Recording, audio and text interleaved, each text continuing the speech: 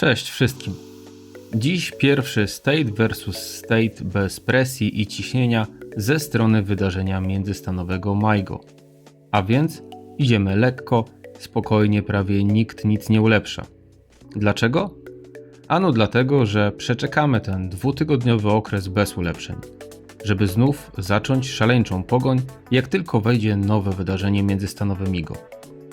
Większość z nas wtedy i właściwie tylko wtedy robi swoje ulepszenia, planując jak rozłożyć zasobność plecaka i ewentualnie portfela na wszystkie 3 rundy.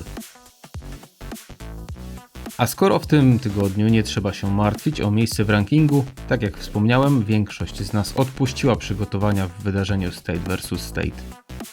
Za to deweloperzy nie próżnowali i dzisiaj pojawił się nowy przycisk na ekranie wydarzenia SVS.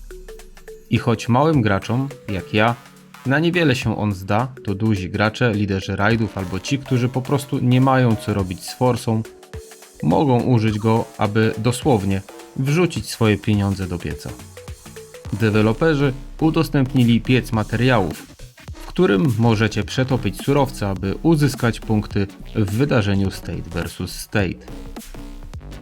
Wiem jednak, że gracze tacy jak wy są bardzo błyskotliwi, więc zapytają hola, przecież to jest bez sensu, skoro można użyć centrum recyklingu i zamiast bezpowrotnie tracić kryształy czerwonych drzask, można je zutylizować w centrum recyklingu i odzyskać z nich chociażby bilety punktów skórek.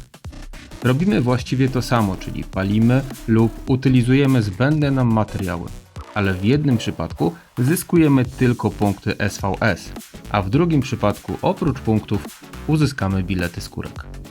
No i tutaj deweloperzy wyprzedzili błyskotliwość graczy, bo na dzień dzisiejszy wyłączyli możliwość utylizacji czerwonych drzask kryształowych i przyspieszeń budowy i badań. Została co prawda plazma, ale założę się, że to po prostu błąd przy pracy i w następnym State vs State będzie ona również wyłączona z możliwości utylizacji tego dnia. Przejdźmy jeszcze do opłacalności samego palenia w ogromnym piecu hutniczym. Wszystkie podane materiały mają swoje limity, czyli coś jak pojemność samego pieca. Możemy spalić do 250 kryształowych drzask, 150 sztuk plazmy oraz po 500 godzin przyspieszeń badań i budowy. Spalenie 250 sztuk kryształowych drzask da nam 1 000 000 punktów. 2000 sztuk plazmy już tylko 300 000 punktów. Za 500 godzin budowy i badań po 900 000 punktów każde. Tak jak widzimy, nie są to powalające kwoty, a pozbywamy się jako gracze dość pokaźnych ilości surowców. Wydaje mi się, że takie zachowanie ze strony dewelopera gry ma jednak trochę inny cel niż umożliwienie zdobywania przeogromnych punktów przez wielorybów. Jestem wręcz przekonany, że to rozwiązanie ma pomóc dużym graczom, którzy mają wymaksowane wszystko, co tylko możliwe, aby pomóc im zdobyć codzienne odznaki. W ten sposób nikt nie będzie pokrzywdzony, bo duzi gracze będą mogli zdobyć swoje punkty każdego dnia, a mali gracze, jak ja, i tak nie użyją tego pieca. Nie użyją przez przynajmniej... nigdy nie użyją. Do zobaczenia.